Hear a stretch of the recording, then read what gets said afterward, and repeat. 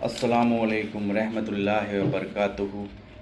हज के 5 दिन में क्या क्या अरकान करने हैं, स्टेप बाय स्टेप मैं समझाने की कोशिश करूँगा।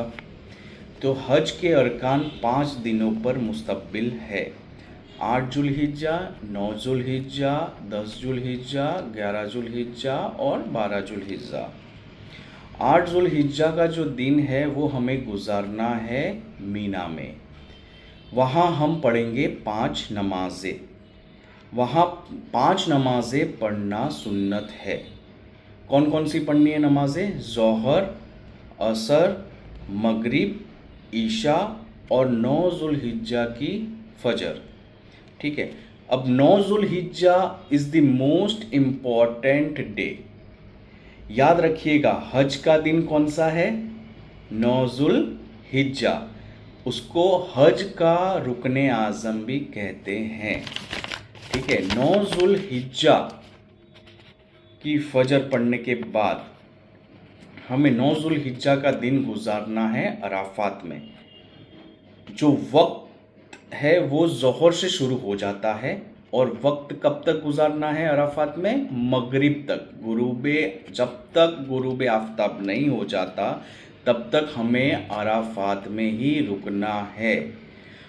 मतलब मगरिब तक, ज़ोहर से शुरू हो जाता है, ज़ोहर से लेकर मगरिब तक हमें अराफात में ही रुकना है। अगर कोई अराफात से मगरिब से पहले मतलब गुरूब आफ्ताब से पहले निकल गया तो उस पर दम नाजिल हो जाएगा। ठीक है। तो याद रखिएगा कि अराफात में 9 जुल्हिज्जा के दिन अराफात में ज़ोहर से लेकर मगरिब तक आपको अराफात में ही रुकना है, पर मगरिब की नमाज नहीं पढ़नी है, उसकी इजाज़त नहीं है। मगरिब की नमाज हम मुज़दलिफ़ा में जाकर पढ़ेंगे। ठीक है। पर मुज़दलिफ़ा के लिए कब निकलना है? गुरूब आफ्ताब होने के बाद। उसके बाद हम जाएंगे मुज़दलिफ़ा में। वहाँ मगरिब और ईशा की नमाज मिलाकर पढ़नी है, बट ईशा का वक्त हो जाने के बाद। अब पढ़नी कैसे है?